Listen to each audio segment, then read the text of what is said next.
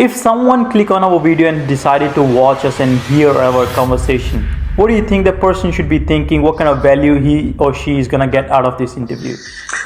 The person will become a good human being.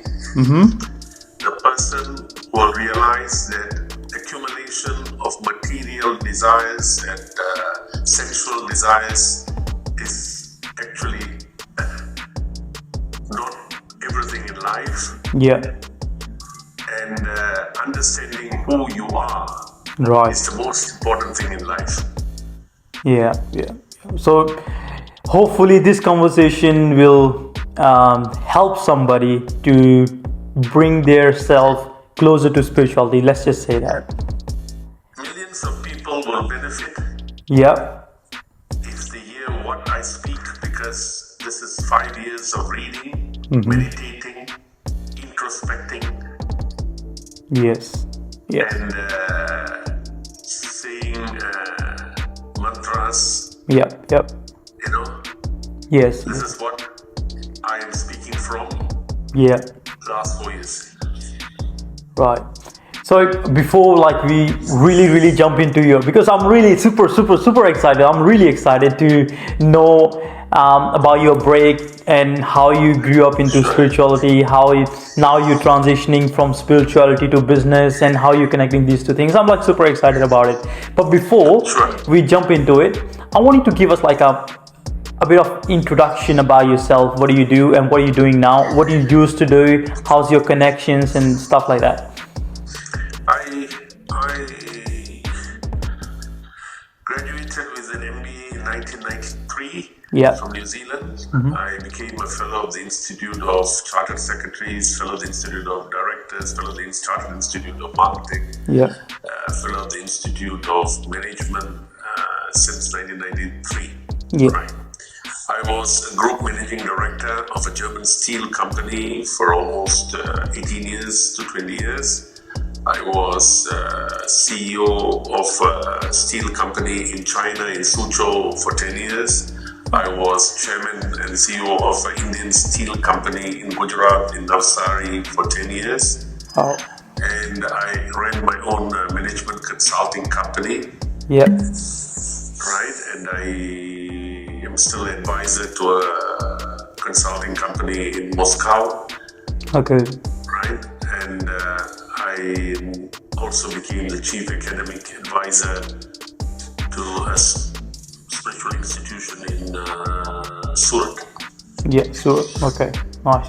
So I'm still counting on how many experiences you got. All right. I did a lot of work. I was the vice chairman of Senior Citizens Home. Yep. I was the director of Mendaki Singapore NGO, Malay Muslim NGO, and social enterprise. And I also got some community service awards from charitable organizations. Right.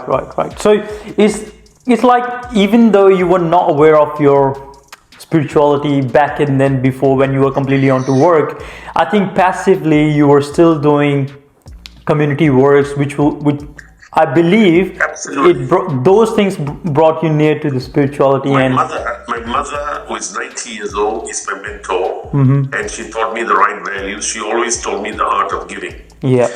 And another good friend, Dr. Lee Sing Tee, the chairman of Lee Foundation of Singapore, whom I got to know at the age of 22 in 1988 till his death last year, taught me the art of giving back to society, taught me the power of integrity, taught me the virtues of philanthropy, taught me the joy of giving, and taught me how to be a good human being. Right. So speaking about good human being, we've seen this world right now, there's too much chaos going on. People, even though they're earning, let's just say, they are blessed with material stuff, but the kindness is something missing in them. What do you think is the problem, or why is this happening? People have become selfish and self-centered. Politicians 30 years ago years ago, like Mr. Lee Kuan Yew, Ronald Reagan, Margaret Thatcher, James Baker, Lord Carrington, Raymond Barre of France, Helmut Schmidt of Germany, Dr. Air Chief Marshal Sid Savatsila of Thailand, Malik Fajar of Indonesia, Minister of Newell. Yes. All these people were men of character. They were doing what was right for the world, not only for their own respective countries, but they were interested in doing things beyond their own countries, and they were very concerned about the welfare of the world. Right? Yeah. But today, you have people, I do not know what to say, but you have people who are so concerned about themselves. Yeah. Also concerned about their own own self, own world, like own material stuff. They are more concerned about accumulating material wealth, more concerned about portraying their country as the most powerful country in the world. It's all well and good, but I think the most important thing is the world has become a small place. With globalization, you realize the world is a small place and no man can be an island. Yeah. Right? Yeah. Every country is connected with each other, and the world is a home. It's one, right? Yeah. So what is happening? You have wars everywhere. Tell me which country, where is there some peace? Middle East is war. Russia-Ukraine war. South China Sea problems. So there are problems everywhere. Yeah. So there's nothing wrong. You see, I'm only talking about why human beings are the cause of all problems. It has nothing to do with anybody else except human beings. Yeah. I mean, they are the one who are causing trouble because of their personal egos. The way I'm looking at it is more of like egoistic stuff. People take things on their pride, people take things on their ego, and then which sets a boundary between human beings, and then they come all together as a competitor and they just try to beat each other. Yeah, this is how I'm looking at it. But let's talk about, I mean, since we're doing it, and we're doing a bit of warm-up also, and how was your business journey when you were completely into business, right?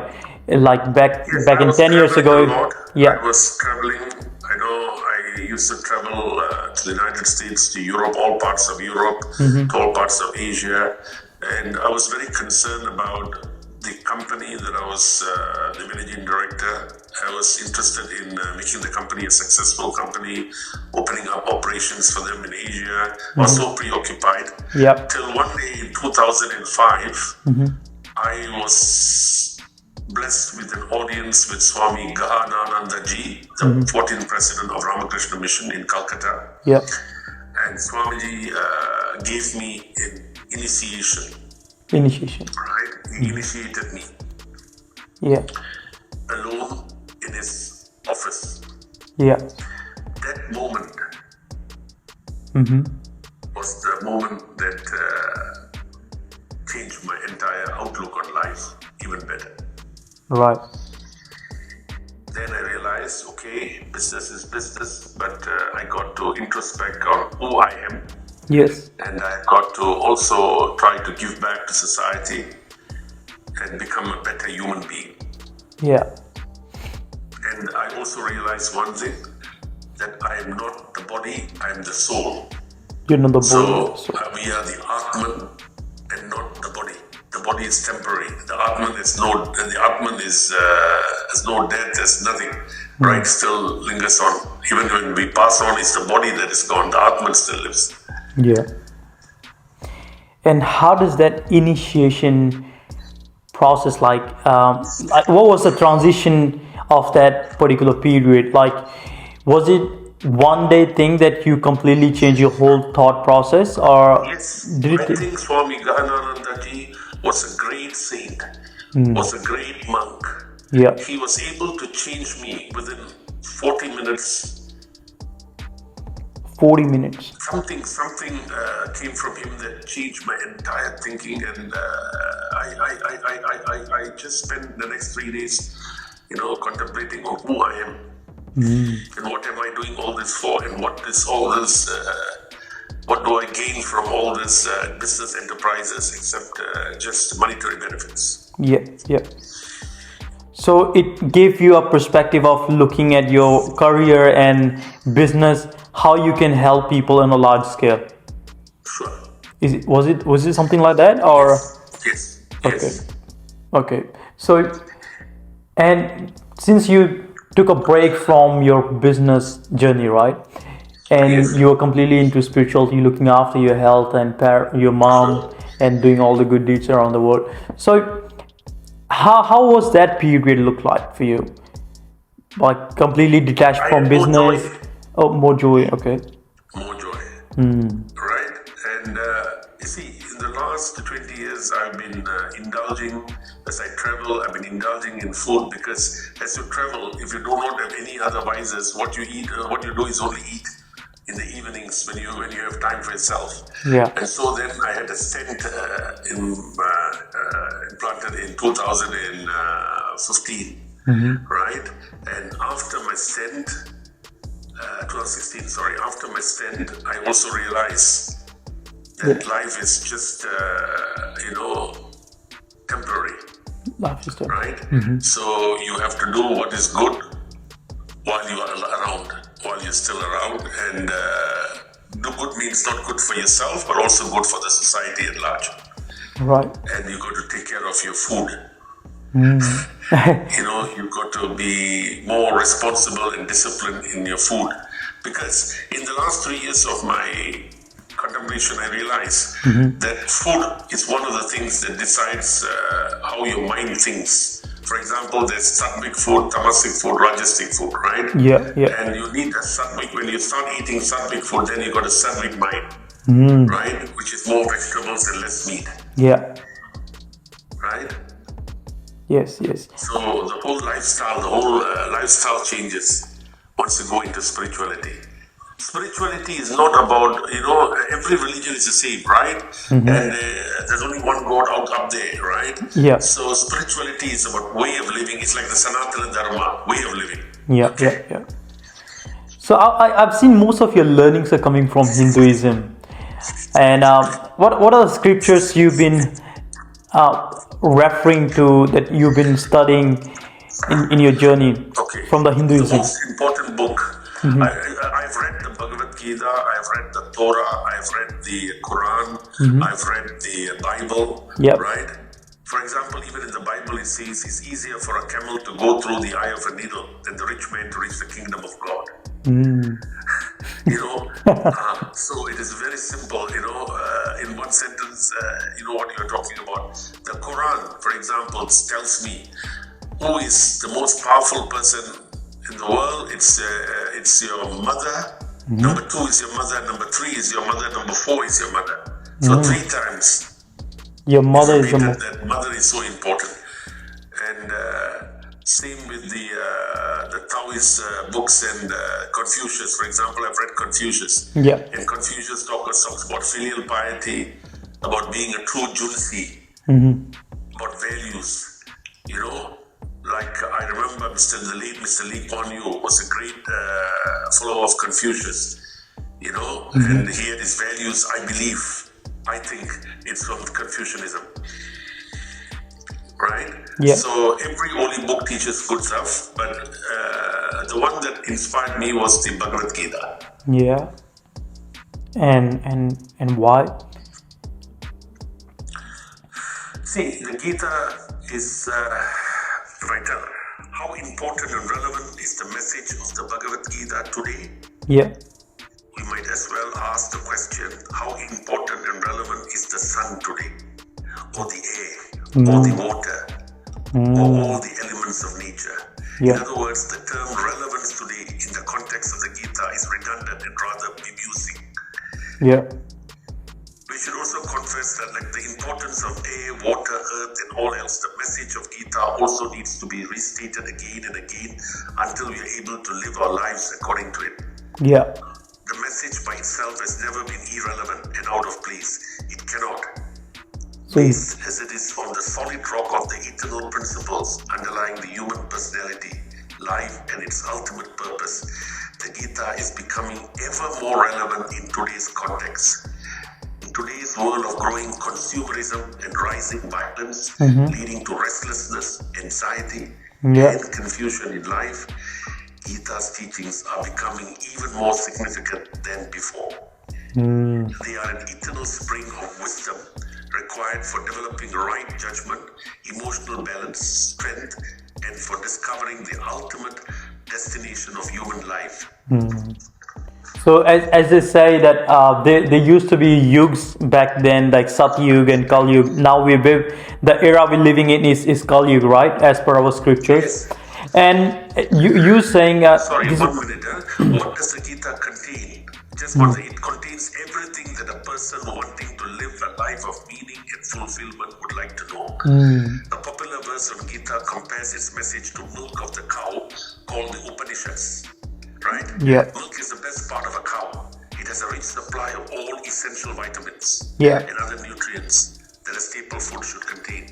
Yes. Again, milk can also be consumed directly or by converting it to other forms such as butter, curds, and buttermilk. Yeah. The Gita milk too has all the ingredients necessary to make it a perfect drink for moral and spiritual nourishment, without which no healthy living is possible. Yeah. Okay. Right. So you've already answered. So what I was trying to ask you is that we had these yugs called Satyug and Kali Yuga, and what you're saying that among all the scriptures that we've been having and reading, Bhagavad Gita is the more relevant to current era, which is Kali Yuga. What are the things happening in Kali Yuga? Bhagavad Gita will be relevant. Was relevant in the past is relevant today. It'll be more relevant in the future. If every leader has a copy of the Bhagavad Gita on his desk, he will be a great leader. The world will be a better place. There'll be much more harmony and peace in the world. At the same time, there will also be economic success. Yeah. So if we look in an overall perspective towards Bhagavad Gita, it teaches you about finances, human being, and like leadership, and all the different perspectives, all the different areas. Okay. The most important thing is you are not entitled to the fruits of your labor. Yeah. You do your work, okay? Yes. I will reward you. That's a great thing. It's a great saying. Okay. And I also love Swami Vivekananda, which is one of the greatest spiritual gurus in the world. Right? You see, he has said, stand and die in your own strength. If there is any sin in the world, it is weakness. Avoid all weakness, for weakness is sin, weakness is death. Yeah. And Swamiji, says the statement, youth, arise, awake, and stop not till you reach your goal. He's a great saint. His strength is life, weakness is death, he says. Yeah. So neither money pays, nor name, nor fame, nor learning. It is character that can cleave through adamantine walls of difficulties. Yeah. And Swamiji tells us all, you have now to make the character of Mahavir your ideal, Hanuman. Why? He was a perfect master of his senses and wonderfully sagacious. Obedience to the Guru without questioning and strict observance of Brahmacharya. This is the secret of success. So Swami Vivekananda's quotes are excellent. They are not quotes, they are facts, I believe. The quotes, what are the effects, but the quotes that he quoted, and people today must understand, rather than reading how to awaken what the monster within you or giant within you, all these are very nice, but the most important thing is these are real values that you should inculcate in life. Yeah. And Swamiji has given you, see, for example, Swamiji, always says about character. Yes. Right? Character, he says, what we want is muscles of iron and nerves of steel. We have wept long enough. No more weeping, but stand on your feet and be men. Yeah. It is a man-making religion that we want. It is a man-making theories that we want. It is man-making education all around that we want. And here is the test of truth. Anything that makes you weak physically, intellectually, and spiritually, reject as poison. There is no life in it. It cannot be true. Truth is strengthening. Truth is purity. Truth is all knowledge. And he also says he's an atheist who does not believe in himself. Right. The old religion said that he was an atheist who did not believe in God. The new religion says that he's an atheist who does not believe in himself. Okay, that's nice. So, speaking about the values, since you've been, enlightening us more about this Swami Vivekananda ji and other scriptures, Bhagavad Gita, what are the values that a man, like today's man, should have, or a true leader should have, so that he can go in life and do good? Let's just say prosper within himself or herself, and prosperous to other people also. See, first of all, there is only one truth, Yeah. and you should worship truth. Yeah. So be honest, right? Be honest. Yes. Next, right? In life, respect others, all fellow human beings. Once you start respecting all fellow human beings, you don't have any problems. Like Swami Vivekananda said in the Parliament of Religions in Chicago, there was a standing ovation for Swamiji because his opening statement was, "My dear sisters and brothers of America." So Swamiji considered everybody sisters and brothers. Yeah, my dear sisters and brothers of America, yes. So if you consider everybody sisters and brothers, would you have war today? All these wars that are taking place? Yeah, nothing. Yeah, so I think when we speak about this, respecting others and taking all the human beings as our brothers and sisters, the statement, the word itself is being underestimated. This is what I'm saying. Absolutely. Because people, Absolutely. if let's just say that, all right, let's put ourselves into the position of those who understand the meaning, but not at a large scale. So if we won't understand that word at a large scale, definitely the wars wouldn't happen. Definitely the cruelty, whatever is happening in the Middle East now, in the world, all over the world, it wouldn't happen. Sure. Because before we take any step to harm somebody, we will always think about whether the other human being is our brother or sister, and like our family member. No one likes to hit our family member. So, sure, yeah. absolutely. Yes. Absolutely. See, in the modern educational system, only the intellect is being developed, but there is no scope for the development of the heart. Yeah. It is only making people more and more selfish and greedy. See, Swami Vivekananda says, bring light to the ignorant and more light to the educated, for the vanities of the education of our time are tremendous. So if you do not have heart, what do? Like for example, Gandhiji's slogan was industrialize and perish. Whereas Vishnu Warrior's slogan was industrialize or perish. Both were right. One was emphasizing human values, the other material prosperity.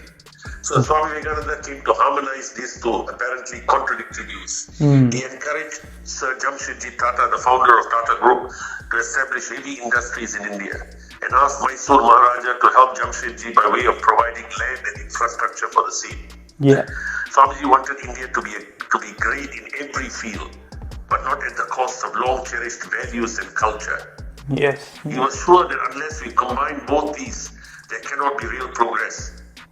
He said, what we want are Western science coupled with Vedanta, Brahmacharya as the guiding motto, and also Shraddha and faith in one's own life. Yeah. Okay, speaking of Sir Ratan Tata, I've seen your pictures with Mr. Ratan Tata. So, what was the story behind it? I admire Ratan Tata. I've known him for years. But I always admired him. And I still admire Ratan Tata. I think he's the most honest corporate leader in India.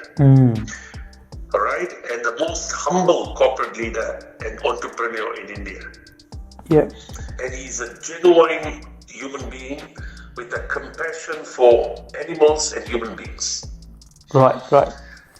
And Ratan Tata, if anyone can follow Ratan Tata's values, that is why Tatas are still today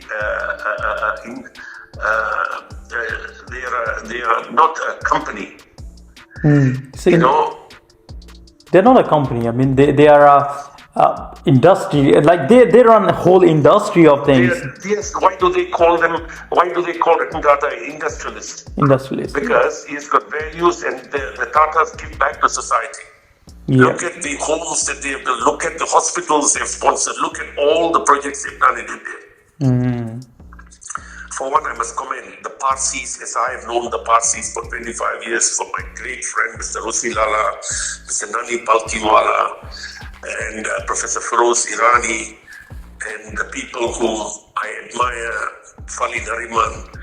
The Parsis, they are philanthropists by nature. They give back to society. They are brilliant intellectuals plus philanthropists. All the Parsis. They don't believe in accumulating wealth for themselves. They give back to society that's why Tatas are different. Yeah. You know, Tatas are different. You know, you look at hospitals in Jamshedpur, it's like a town. Jamshedpur, you know, you have every facility in Jamshedpur for all the employees of Tatas. Still. Yeah. Okay. So I'm still curious to know your story with Ratan Tata. Like, how did you met him? How did you came across a meeting? Like, how did that meetup happen? Years ago, I wrote to him many years ago, and then after that, I was introduced through some good friends, and he just responded, and then and then I got to know him well, and then every year I used to, correspond with him, Yes. Then I took over Tata's steel unit in Navsari in Gujarat from the Tatas. We bought it over for a German company. Right. So I ran that company for 9 years in Jamshedpur in Navsari. I think that's more of a business side. It's the birthplace of J.N. Tata, whom I consider the father of Indian industry. Yeah. So this is more of a business side, which we'll come back to it later. Like you also mentioned earlier, like you have this new business venture now where you are giving a platform to collaborate small companies and the bigger companies, right? We'll speak about it in a later interview. Yep. And I have a question for you to understand how you can connect that spirituality with the business, since you're coming back from the spiritual growth, and I now had a few years of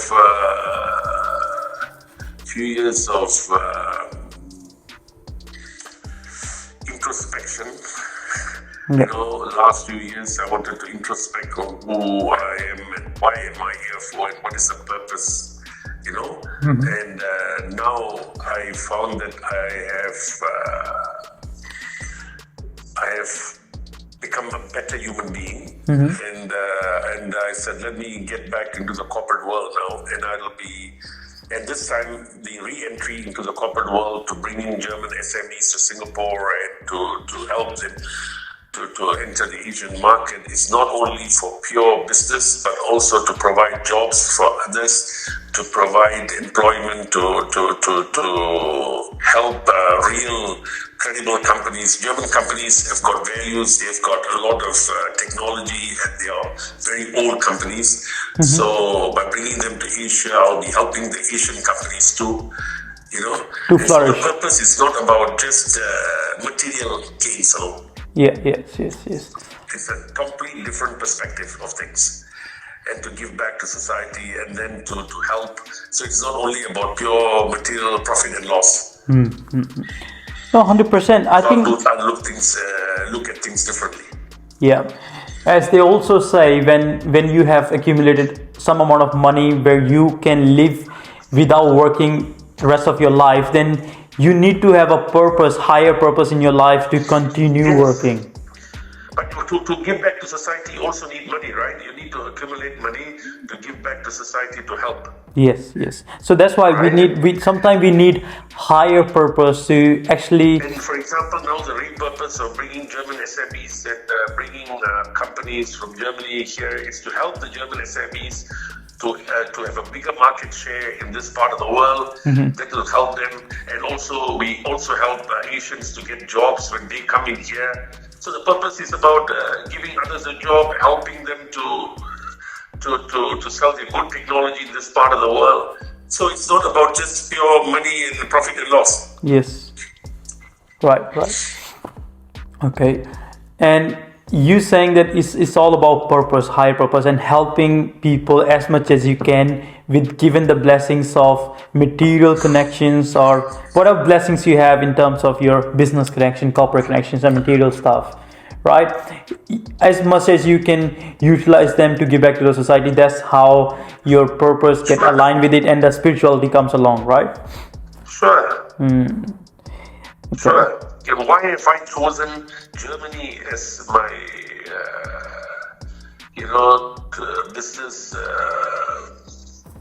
business partner? Yeah, why Germany? Partner strategy to only German companies, because German companies, as to my own knowledge, they have got values, they have got good technology, they have got quality.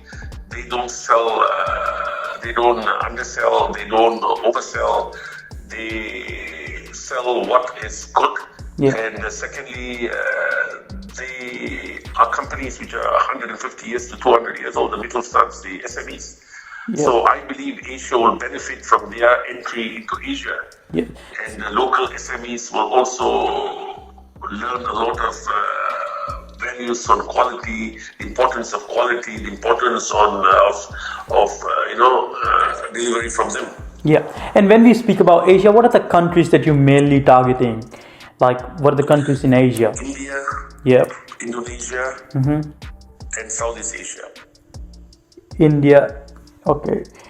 So, since you've been aligned more to India, what do you think? I mean, that German companies. Let me tell you. Okay. India, Why India? Why? There are a lot of mixed feelings about India, and for the last 50 years, people have been telling that India is a sleeping elephant. India is not moving. India is got a lot of problems. India, the business, the infrastructure is not good, and India will take time. I can tell you. I have great respect for Dr. Manmohan Singh, whom I've known personally, who I've met, who was introduced to him by my good friend and mentor, Dr. Miki Rao, in 1992. He introduced me to Dr. Manmohan Singh when he was finance minister. Manmohan Singh undoubtedly is the best finance minister India can ever have. Manmohan Singh, without Dr. Manmohan Singh's liberalization of India together with Narasimha Rao, we could not do what we are doing today. But ask me, who is the best Prime Minister of India? It is Narendra Modi. Without doubt. Yeah. Why? The man, to me, the man is like another Vivekananda that India is blessed with, right? With a vision. Has got no family of his own as such, of his immediate family. He has no children, and he focuses on India. I think India is his child. Yeah. I am not speaking for himself, but from what I observe, India is his child. And he wants to see India great again. And he's always saying, make in India. Made in India. It's a India. great strategy, believe me. Yeah. So he's trying to sell Indian products to the outside world. Make in India. And why can't India do that? Right? Yeah. India has always been blessed with great intellectuals. V.K. Rao, builder of Delhi School of Economics, Professor Jagdish Bhagwati, Professor Padma Desai, both of them whom I know well. They have done so much of work, good work in America. Yeah. And they are Indians, and they still think about India, and they still have done so much of good work for India. And Professor Padma Desai was always thinking about the poor in Surat, and she and her husband have given so much to charity in Surat. And they're great economists. So the Indians have done so well outside, in Harvard, in Stanford, in Yale, and you have lecturers all over the world. You have Indian businessmen in Africa. The diaspora is so big. Why is India still not the economic superpower yet? So my answer is, please give Narendra Modi, PM Narendra Modi, another 10 years of rule, at least another 10 years, for him to make India a better the place. economic superpower of the world. Yes. And how do you think your company and your partnership with German companies could benefit India? I believe that I will bring substantive German SMEs, which are 150 years old, to India, and find partners with Indian SMEs or Indian conglomerates. You see, a German SME, even a 10 billion turnover euro is called an SME. So there will be enough companies in India to match them and to find partners for them. And both of them have their technological prowess, have their engineering skills, and they can, really prosper. And India will become the leader of semiconductor industry. I realized recently Prime Minister Modi is talking about semiconductor. The godfather of Taiwanese semiconductor industry was my great friend and mentor, Dr. Lee Koting, the former finance minister of Taiwan, who built up the billion-dollar semiconductor industry in Taiwan. And Taiwan became the leader of semiconductor. So what Narendra Modi needs is another man like another K.T. Lee to develop the semiconductor industry of India, right? And if they have German collaborations, right, they will even do better. The manufacturing sector in India should really grow. Right. No, because given the scenario now, most of American companies like Apple is now setting up in India. There are other companies that are trying to set up their businesses, like industries in India, and all the manufacturer stuff. Why do you think all the people from big countries and all the big, huge tycoon corporates, they are going to India? They're aiming for India now. Why is it happening? I tell you why. Because of Prime Minister Narendra Modi's vision, because of Foreign Minister, External Affairs Minister Jaishankar's foresight, wisdom, and foreign policy, and his selling of India. He sells India so well to the rest of the world. If anyone hears Foreign Minister Jaishankar speak, they'll have confidence in India. If anybody hears PM Narendra Modi speak, they will have confidence in India. But behind the scenes, we owe it to a man called Sri Amit Shah, who is the Home Affairs Minister of India, who is the master strategist and who has always been not in the limelight. So he's working behind the scenes, eh? He's working behind the scenes. I call him the Chanakya of Indian politics. And Prime Minister Modi ji is blessed to have him with him.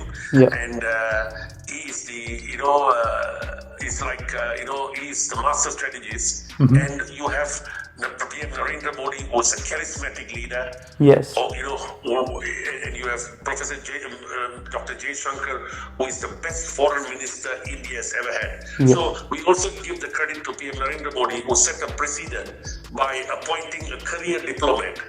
Like Dr. Jaishankar is a foreign minister, and he has proved to be the best foreign minister India has ever had after Krishna Menon. And he is down to earth. He sells India so well, and people listen to him. I mean, the way he speaks. Read the books of Dr. Jaishankar. All his books, you should read the books of. And what I do is I buy copies of Jaishankar's books, Foreign Minister, and I'm sending it out as a gift to all my CEO friends all around the world. I said, if you want to understand India, just read, Mr. Jaishankar's book. And it's called The India Way, Strategies for an Uncertain World. Read it, and you'll know India is on its way to progress. Success, and I can tell you without doubt, in 8 years down the road, India would be the economic superpower of the world. It has always had talents, potentials, it has always had good minds, but the BJP has come to do the right thing. And please allow the BJP to do it. In the last 10 years, they have done things that others could not do in the last 30 years. So why don't we give them a chance? Yes, yes. And this is, everybody takes India seriously now. Yeah. Everybody has started taking India seriously. Yeah. And right? Yes. And so another question, since we're speaking about this business part, what are the small SMEs in India that you would look to collaborate? You would like to invite them so they can collaborate with German companies. What are the companies that you're actually aiming for? Many SMEs. I can't name them, but there are many. See, for example, not only SMEs. For example, certain size in India, there are many big companies. They call big companies, but they are even smaller than the size of the German SMEs. So that I would not like to name them, but as I said, there are many potentials. Now I'm identifying all the Indian companies which I think needs a partner, which I think will grow even bigger and better with a German partner. Okay, let's just not name them. What would be their part of the industry? Let's say, are they petroleum Healthcare, industry, like manufacturing? Let it be anything: healthcare, manufacturing, engineering, semiconductor, software, IT. Yeah. But technology companies. IT companies more, yeah. Yeah, more IT and technology companies. Even healthcare, German healthcare. See, Germans have always good products. They have quality products, and they are very, very careful when they find a partner. So they also want to make sure that the other person is also quite focused on the quality itself. Yes, absolutely. They have to be quality. They have to focus on the quality. They have to be quality conscious. They have to be environment friendly. They cannot be abusing the environmental laws. They have to observe environmental laws. The Germans are very strict with environmental laws. Yes. Okay, sir. Coming back to some of your lessons to our younger youth like me. Let's say I'm in my 20s now and I'm starting out my journey and venturing out. First of all, believe in yourself. Yeah. What are the lessons? Swami Gs says, he's an atheist who does not believe in himself. So believe in yourself. Have a strong character, that of Hanuman. Who is, and secondly, hard work. There is no substitute for hard work. Yeah. Right? Don't find easy ways of coming up in life. Yeah. Right? And values. Keep your values intact and be global in your thinking. Global. When you say global, exercise. What do you mean by global in my thinking? Don't be domestic. If you're an Indian, don't think within India. Think like a global citizen. Right? All right. And tomorrow morning, you're born in India, you'll say, I'm going to work in Delhi. Yeah. I will work in Tamil Nadu. No. If you're given an assignment to go to Russia, go. If you're given an assignment to go to Germany, go. If you're given an assignment to go to the Timbuktu or the Middle East, go. Yeah. Right? So you have to be global. You have to think. You cannot be thinking domestic. Yeah. So you just think of exercise. Like Swami Vivekananda used to say, go to the gym, build your biceps, and read the Gita. You'll understand the Gita better. Okay. And for example, Sardar Vallabhbhai Patel, the Sardar, the greatest Indian leader. What a pity. If only this man had become the Prime Minister of India, India would have already succeeded in the last 30 years. Yeah. If only Sardar Vallabhbhai Patel became the first Prime Minister of India, it would have been a different India today. So Narendra Modi is re-emergence of Vallabhbhai Patel. So let's don't make the mistake. Let's give him another 10 years or 15 years to govern India. Let's leave BJP to achieve the objectives of what Swami Vivekananda had for India. Yes. To me, Swami Vivekananda is architect of modern India. So he had a lot of hopes for India. So I think PM Narendra Modi, Mr. Amit Shah, Dr. Jaishankar, Nirmala Sitaram, and all these people are there to help realize this goal of Swamiji. So let's do it. Yeah. So also, let's say these are our main leaders, like leaders who are already grown up in their age and with their given experience, but there are new leaders coming up also, like a youth like me. Yeah. So what are the values and what are the like perspectives and what kind of focus they should be building? Should they be business focused? They should be health focused, spiritual focused, because there has to be leaders. What are the leadership they should be building up within themselves? You see, it has to be a balanced life, right? So you have to have character. Once you have a strong character, right? Everything falls in its place. Education is very important. Like Swami Gs says, he did not understand geometry. And 2 days before the exams, he mastered geometry and he passed geometry. So that's a concentrated mind. How a concentrated mind works, right? The mind is a wonderful thing, huh? So the mind is like Swami says, the mind is a monkey that has gone mad, intoxicated with alcohol, stung by a scorpion and possessed by an arrow. So just imagine. So bring the mind to concentration, right? And then build your character, right? Honesty is the best policy. Yes. 3, develop your intellect by reading. Not only reading management books, reading spiritual books. Management and spirituality both should go hand in hand. Yeah. For example, there was a monk at Ramakrishna Mission called Swami Gs, right? He only hailed from an elementary school in Thrissur, but Swamiji was the best speaker on the Gita, and he spoke in all the Ivy League universities in America. So intellect has nothing to do with just attending a university in 4 years and getting a degree.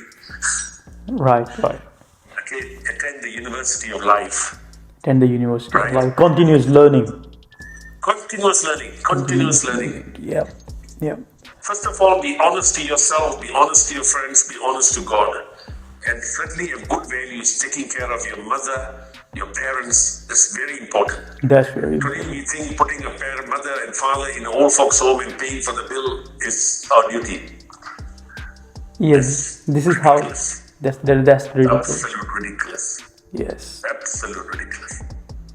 Right. Look at Prime Minister Modi's love for his mother. Look at his blessings he received from his mother. These are role models India should have. You see, Vallabhbhai Patel was a role model. Unfortunately, he did not become the Prime Minister of India. I'm a great admirer of Sardar Vallabhbhai Patel, whom I think is the most distinguished politician. So, to me, when I see Narendra Modi, I see a re-emergence of Vallabhbhai Patel. So I said, let the Indians please do not make the mistake of letting this man go, Yeah. So please re-elect the BJP and give them some chance. And look at the quality of Professor Dr. J. Shankar. Just look at how he speaks and look at the man. The man is of values. The man has got values. The man has got his intellect. The man is humble. And the man spells India. Yeah. Right? And look at Amit Shah. He's not at all seen in the limelight in most of the, he's not traveling all over the world, but he's a master strategist. And look at how he brought the states. I mean, look at how the monk could transform UP. Look at UP. What was UP 10 years ago? And look at UP today. Yes. So all this, look at the infrastructure in India. Look at the airports. Yeah, I mean, every single thing is flourishing. People tell about Mr. Adani and I see all the controversies, but if without Mr. Adani, look at the airports, it was given to him, he has done a marvelous job with the airports. Look at the ports were given to him, he has done a marvelous job with the ports. Yeah. So admire a man for what he's doing. He was given a task and he took over the airports and he has done a great job with the airports. Today people speak of I've traveled in India for the last 35 years, I've seen the airports and today when I look at the airports, I'm so proud. Yeah. I was always thinking, why are the Indian airports? So Modi says there is no reason for the government there's no business for the government to be in business. And he is absolutely right. So privatization to Adani, Gautam Adani, he has done a great job with the airports, he has done a great job with the ports. Yeah. And he has acquired ports all over. And look at, you see, these are entrepreneurs. Yeah. Right? Yes. And to be a role model entrepreneur, if youngsters want to emulate somebody, please emulate Mr. Ratan Tata. Ratan Tata. Just follow him as an example. Every youngster should have him like a Vivekananda. Ratan Tata is a Vivekananda in normal clothes, in his suit. Right? right? He has lived a life and he is living a life which is very simple, and he has done so much of good work in the corporate world, and the Tata Group will never have been what it is today without Ratan Tata. What a wonderful statement, eh? Although they were blessed with great leaders like J.R.D. Tata, who is an excellent corporate leader with values, Nani Palkiwala and Mr. Soonawala and so many other parties. And Ratan Tata is really a gift to India. Because he does not think of himself, he thinks of the country. India, he always thinks of India. He always thinks of what can I do for India. Every conversation I had with him is about what you can do for India, and he's very engaged when you talk about India, you know. Yeah. And look at the man lives just in a simple apartment. Yeah. So this is a role model. If you want to be a good, entrepreneur with a lot of values, take him as a role model, you'll never go wrong. Right. And today's entrepreneurs like Gautam Adani are modern and they really do great. They're great in their own ways, right? He's a good entrepreneur. He has given back to society. He tries his very best to build the Indian infrastructure. Yes. And I think he's an infrastructure man who can rebuild India's infrastructure and do great for India. You must look at the positives of every person. Every person has positives and negatives. Look at the positives of Mr. Adani. He's a great human being. He has done great things within a short span of time. He has built a business empire. He has done the airports well. So let's look at the good side. Yes. Right? Mm-hmm. That's how I sometimes, when I go out and study people in India, like how India is growing now, I think it's because of their leaders. So the leaders are made important. Every single time India has been leaders, you need Adani also. You need Ratan Tata. You need Adani also. And to be very honest with you, everybody is underestimating the role of Sri Amit Shah ji, whom to me, we owe it to him because he is doing all the strategic planning and he is the mastermind behind all the elections, and he's really winning the support, and he has really convinced the people, in the states that BJP is doing the right thing. Yes. And in the world stage, you need PM Narendra Modi, Dr. Jaishankar, in the world stage to sell India. Yes. My great mentor and friend, the late Dr. L.M. Singhvi, who was a great lawyer, legal scholar, and a good mind, who organized the highest level Indian diaspora some years ago. If he was alive today, he would have been the happiest person to see India becoming such a powerful country. Right. And I've learned so much from Dr. L.M. Singhvi, who taught me values, who taught me how to think like a good human being and how to act like a good human being. Right. Now, sir, since we're moving on to the last part of the interview, I just want to ask you, what are for example, a young person like me who's going out and looking for a mentor, what are the qualities that a person should be looking in a mentor itself? Look for a mentor who has character. Yeah. Look for a mentor who is hardworking. Look for a mentor who is spiritual. Yeah. You don't have to be religious, but you must be spiritual. Right? Look at a mentor who has got the nerves of steel. Look at a mentor who is self-made. Who sells? Meat. Self-made. Okay. What does that mean? He made his own money by himself. He did not get inheritance. Okay. Yes. And look for a mentor who understands values, how important values is in life. Because the mentor grooms you, right? Yes. It's very easy to find rich people, or it's very easy to find, people who have money. But it's very difficult to find people who have character. That is why Ratan Tata is still admired by the world, because he has both character, money, as well as values. Yeah.